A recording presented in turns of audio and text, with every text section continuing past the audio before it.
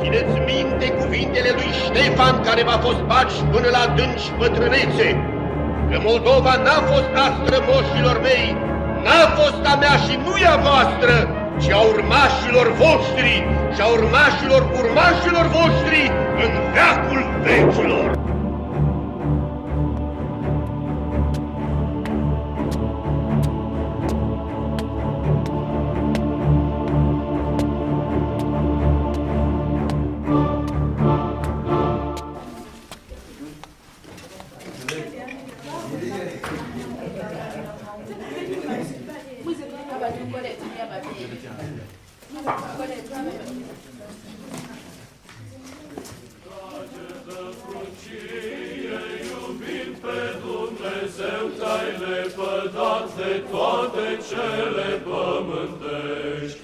Dintr-o adâncuri am strigat către Tine, Doamne, Doamne, auzi glasul meu.